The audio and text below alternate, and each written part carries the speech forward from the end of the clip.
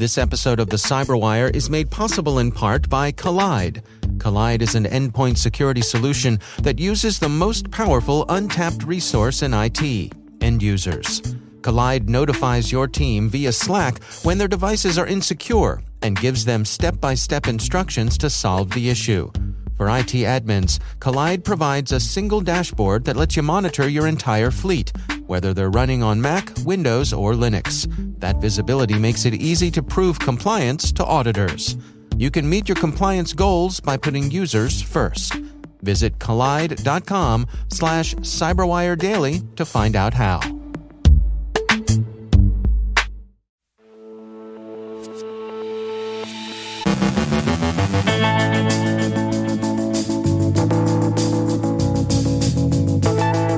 Refund-fraud-as-a-service, the costs of a nuisance, remaining on alert during a hybrid war, renewed activity by Polonium. Andrea Little Limbago from Interos discusses quantum computing policy. Our CyberWire space correspondent Maria Varmazis speaks with Dr. Gregory Falco on lessons learned from Russia's attack on Viasat, reflections on the Uber case's impact on security professionals, and when it comes to phishing-as-a-service, we'll take decaf.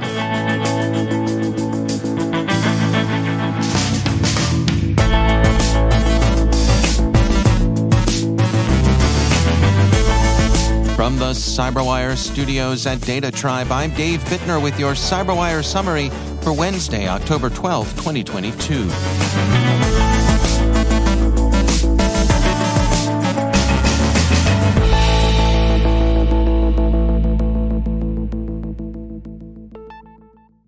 We open with a look at the burgeoning criminal-to-criminal marketplace. Mandiant describes a phishing-as-a-service platform called Caffeine, which is surprisingly accessible and available to anyone on the internet who knows the URL for its website. As Mandiant explains, Caffeine is unusual in that it allows practically anyone with an email account to register with its services directly, bypassing the usual harem-scarum rigmarole of an underground forum or an encrypted messaging service or a Joe sent me recommendation from some trusted hood. Caffeine is also unusual in that it offers templates designed for use against Chinese and Russian targets, which has tended historically to be uncommon. What that means is unclear, but it may be an early sign that the grip Chinese and especially Russian security services have on the cyber underworld may be slipping a bit. Caffeine also knows that it pays to stay close to the customer, a lesson they might have picked up, perhaps, from close reading of the popular business classic In Search of Excellence. Mandiant researchers note that Caffeine's administrators announced several key platform improvements via the Caffeine newsfeed, including feature updates and expansions of their accepted cryptocurrencies. There are some other relatively novel offerings available in the C2C marketplace. Security firm Netacea today describes refund-fraud-as-a-service. Refund fraud can seem a relatively dim-witted scam, even by the low standards that prevail among criminals, but it is a problem for retailers. In its most common form, refund fraud involves asking for a refund on an item you, the fraudster, has no intention of returning. It became more common as e-commerce tended to displace in-person shopping during the COVID-19 pandemic. While the individual capers, the onesies and twosies of petty crime, can be small enough, little by little they add up. Netacea points out that one hood took a guilty plea this past December in a case that involved defrauding one retailer of more than $300,000 over a period of 3 years. Netacea explains that the fraudulent refunds are outsourced to professional social engineers who complete the bogus refund in exchange for their cut of the refunded value. Here's how it works. First, a customer orders something from an online retailer. Then, the customer hands their order details over to the refund fraud service. The hired scammers initiate a refund request and inveigles the store into returning the money without receiving a return of the purchased item. And then the customer splits the refund with the criminal service and keeps what they ordered in the first place. Now, wait a minute, you say. Why would the retailer give a refund without getting the item back? Well, that's where the social engineering comes in. The refund-fraud-as-a-service operator may claim that the item didn't arrive, or that the shipment was incomplete, the box was partly empty. And there are a variety of ancillary support services that can be used to lend plausibility to the otherwise bald criminal narrative. Forged labels, forged scans, infiltration or compromise of a delivery service, and so on. A secondary C2C market has grown up around those support services, offering training, and so on. The first line of defense is an informed and properly skeptical staff. There will almost always be some interaction between the criminals and customer service, and a well-trained customer service professional can become alert to the various forms of social engineering the return-fraud-as-a-service operators depend on for success. Killnet, the nominally hacktivist group that actually functions as an auxiliary of the Russian intelligence services, claims to have disrupted online infrastructure of J.P. Morgan Chase. SC Magazine reports there was no evident effect on the financial services company, and Killnet seems again to have produced a fizzle.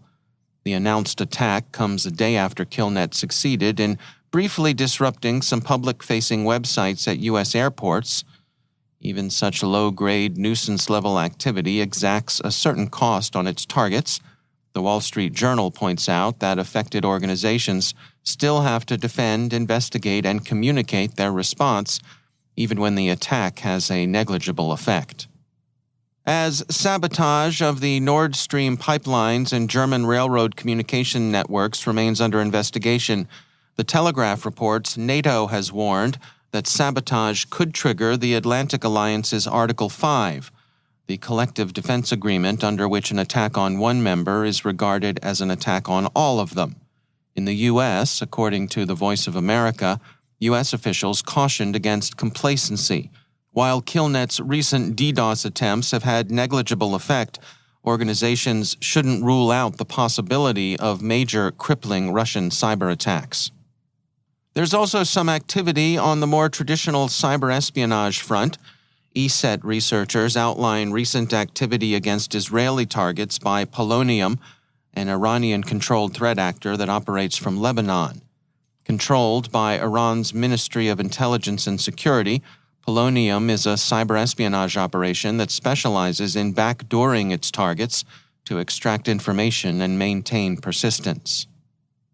And finally, the case of Joe Sullivan, Uber's former security chief convicted for his attempt to cover up a 2016 hack, has affected the security community, specifically C-suite security professionals.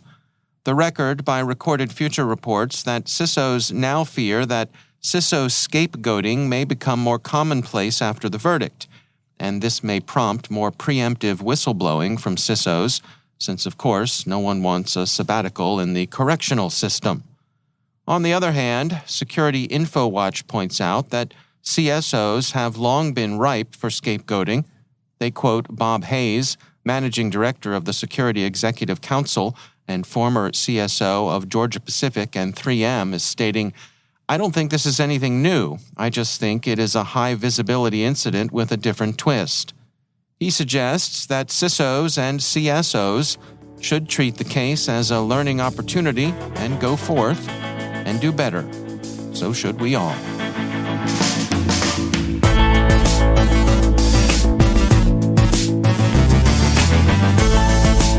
Coming up after the break, Andrea Little Limbago from Interos discusses quantum computing policy.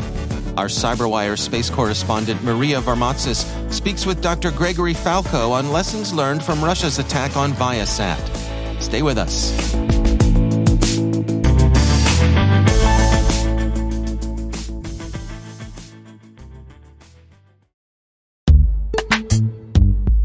And now, a word from our sponsor, SpyCloud. SpyCloud constantly recovers and analyzes new data from the criminal underground, a realm packed with credentials, personal information, passwords, and customer information exposed in third-party data breaches, combo lists, and malware infections.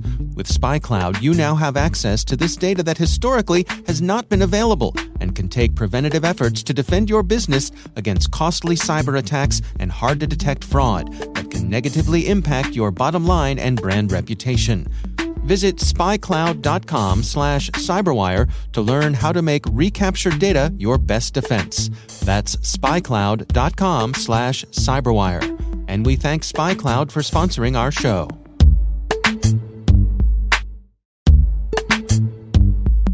And now, a word from our sponsor, Recorded Future. Staying one step ahead of the rapidly evolving threat landscape requires a constant flow of daily intelligence. To stay up to date on everything happening in the world of cybersecurity, join over 50,000 other security professionals who subscribe to the Cyber Daily. With daily email updates on the latest cybersecurity news, top threat actors, exploited vulnerabilities, suspicious IP addresses, and more, the Cyber Daily is the first thing security professionals check every morning. To learn more and subscribe for free, go to recordedfuture.com/cyber-daily. And we thank Recorded Future for sponsoring our show.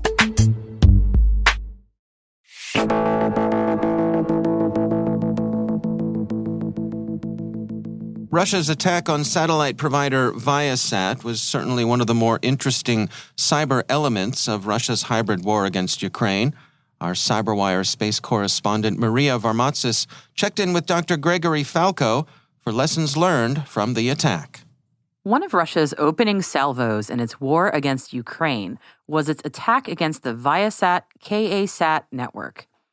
On the morning of February 24th, 2022, a cyber attack disabled some Viasat modems in Ukraine, cutting off satellite communications for thousands right as Russian ground forces began their invasion. This attack also disabled thousands of wind turbine communication modules in Germany. Dr. Gregory Falco, assistant professor at Johns Hopkins University, studies space cybersecurity, and he and his team just completed a study about this attack in a paper called Lessons Learned from the Viasat Space System Cyber Attack. I recently spoke with Dr. Falco about the Viasat attack, how it worked, as well as key takeaways for aerospace. And here's some of our conversation. So the first thing that happened was actually possibly not even the attackers for the specific attack. And that happened a number of years ago when a VPN had a vulnerability in it. It was disclosed widely, Fortinet specifically, and a whole bunch of credentials were leaked on the internet. So it happened a couple of years ago. It was attributed to a group called Groove, which was a rather new cybercrime group, also out of Russia or Eastern Europe, probably Russia. And they took credit for it. They were like, hey, look at this cool dump we have here. And they put it all on the hacker forums. And so we didn't see a lot of activity that was super public as major attacks that occurred out of that immediately after the 2019 segment. Fortinet did push an update to their VPN devices, and some people popped them in and some people didn't. And that was the genesis of what we think was happening with the Viasat attack. And that's also why Russia may not have had the same level of impact that they may have wanted for the Viasat attack, because some devices were patched and some were not. Okay. I was interested also in the collateral damage on the wind turbines in Germany. And I'm thinking about, okay, is there a unique risk profile when you're talking about the cybersecurity of a space system in this context? So I do see space systems generally as a field as a single point of failure because they're pretty homogeneous in how they operate. If you are attacking those devices, you're looking at thousands, tens of thousands of those devices. They all are operating exactly the same way. And if someone knocks it, they're all done. But one thing that's interesting about the space segment is really end up having a lot of them. And also they end up being pretty critical for a whole bunch of different industries that you never would have even imagined, which is kind of where the wind turbine bit comes in for the Viasat attack. Because Russia probably was not targeting these wind turbines, right? But collateral damage can get pretty significant when it comes to space systems. One thing that was kind of really unique and interesting about this attack was doing some of the analysis on the different beam spots that were targeted by the attackers. And so for these space systems, you can characterize an attack and then target the overall space system, but you can also target specific individual assets by looking at where your signal is going. And so the attacker was pretty intelligent in this regard, where they're actually looking at, and we have a map in our little case study here, they were looking at the map of Ukraine and trying to choose the beam spots that were in Ukraine and then they targeted those specific beam spots. And so if you look at the map that we have, we end up showing that there's a lot of these beam spots that have overlapping territory with Germany or with other countries that were impacted by this attack. And it's just the nature of the physics for how the beams were sent, the signal was sent down from the satellite to the modems. Switching gears for a second. So there's a really great warning that you have in the paper, and I'm using warning very explicitly here because we're talking about dual-use technologies and what this attack means for the commercial sector. You make a point to put in bold, and I really appreciate this, that commercial technology that is engaged for both civilian and military purposes should be prepared to be treated as if they are military targets. What do you think this all means? What should the commercial sector take away from all of this? There's some good posturing going on right now, but it is something where space commercial sector needs to be cognizant that even if they don't think that they're doing anything national security related, but they may have some kind of government customer or some scent of, hey, we're doing something for public good, they're going to be targets. And it's also unclear right now what the U.S. specifically will do to protect those targets that are commercial assets. But as we may know in the cybersecurity community more generally, commercial assets are not really fully aided by the government when it comes to protection. Even critical infrastructure sectors, right? There's a support ecosystem that's there, but it's not like the military stands up all its operations to go protect Sony or whatever, right? So this is not the world we live in the US, where the government's just protecting every one of our commercial assets. And so you just got to be worried about this as a commercial space player now. Not only do you have to make sure your bird is flying and operational, but someone's after you probably. And I think this is a huge awakening to the space community because before, let's say, 2018, the commercial space community was not even thinking about this topic, generally speaking. That was Dr. Gregory Falco from Johns Hopkins University. And again, the title of his paper is Lessons Learned from the Viasat Space System Cyber Attack. For the CyberWire, I'm Maria Varmazis.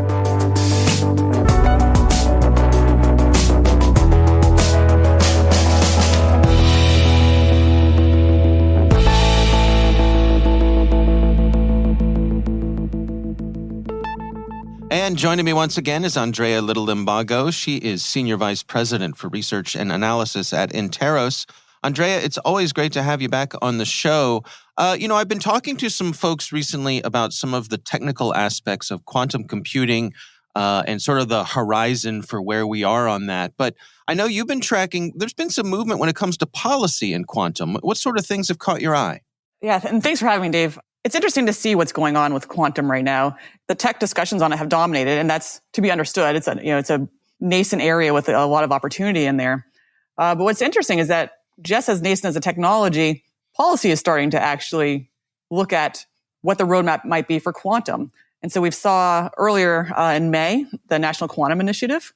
That was a presidential executive order and directive that was released, really highlighting the role, the essential role of quantum for national competitiveness, national security, economic security.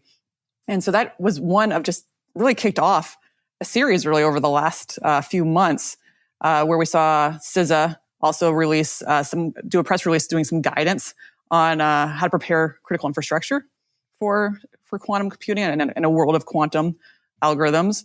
And then we saw the NSA just in early September do a press release on how to think about a future where there might be quantum-resistant algorithms and what the requirements might be to live in that world securely.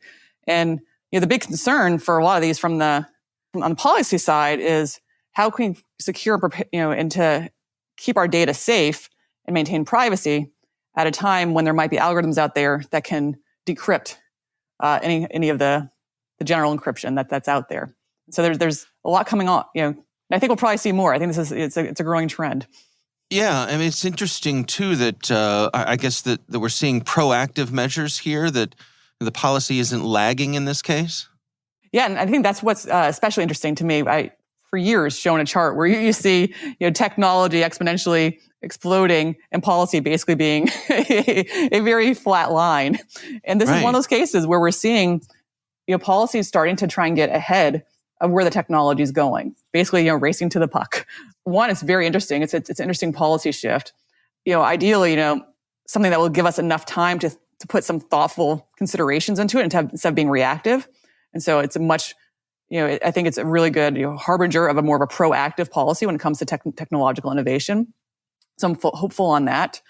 I do have concerns whether, given that we still have policy debates over regular encryption right now, still going on, we still have the Five Eyes with a directive basically wanting to have some form of a backdoor in encryption. And so I do worry that some of the lessons learned from the various decades of crypto debates will actually trickle into the quantum discussion, as opposed to taking the lessons learned and building towards a future where we understand the necessity of really secure algorithms to help protect the data. I'll be curious to see how much of the crypto wars then become into quantum computing and quantum algorithms. We'll have to see on that. Do you sense any fear that we could experience an equivalent of a Sputnik moment here, where one of our adversaries makes a leap forward that is it on a timeline that we weren't expecting? So I think that is also what is sparking some of this, that understanding that whoever gets to it first and really has the capacity basically will be the ones that can decrypt a lot of the strongly protected data that's out there right now and give them a huge competitive advantage, both on the economic front and on national security. If you can no longer protect basically the crown jewels of your national security, or if companies can no longer protect their IP, that really is a game changer. And so I do think that there's a strong movement and strong understanding that this is something that we need to move to fast and move, but at the same time, given that there still is a horizon there, get the policy in place and get the resources in place to actually help target it towards, I guess, the more effective policies in that regard. And then also help allocate resources to help move towards that desired end state faster than competitors. Yeah. All right. Well, interesting times for sure. Andrea Little Limbago, thanks for joining us.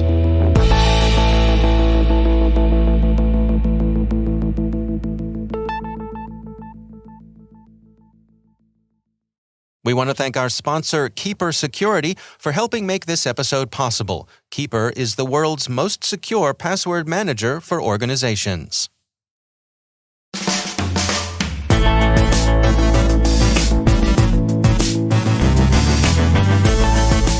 And that's the CyberWire. For links to all of today's stories, check out our daily briefing at thecyberwire.com. The CyberWire podcast is proudly produced in Maryland out of the startup studios of Data Tribe, where they're co-building the next generation of cybersecurity teams and technologies. Our amazing CyberWire team is Elliot Peltzman, Trey Hester, Brandon Karp, Eliana White, Peru Prakash, Liz Irvin, Rachel Gelfand, Tim Nodar, Joe Kerrigan, Carol Terrio, Maria Varmazis, Ben Yellen, Nick Valecki, Gina Johnson, Bennett Moe, Catherine Murphy, Chris Russell, John Petrick, Jennifer Iben, Rick Howard, Peter Kilpie, and I'm Dave Bittner. Thanks for listening. We'll see you back here tomorrow.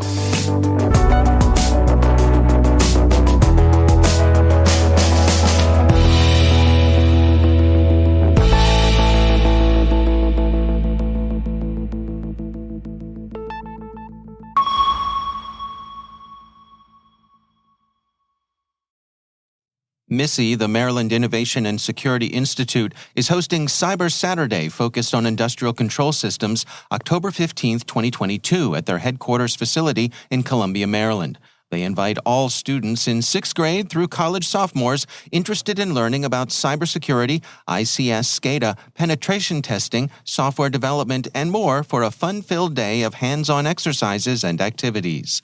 Come turn out the lights on the critical infrastructure city, program a robot, capsize a boat, alter their IoT HomeKit, and much more. For more information, visit misiacademy.tech, and we thank Maryland Innovation and Security Institute for sponsoring our show.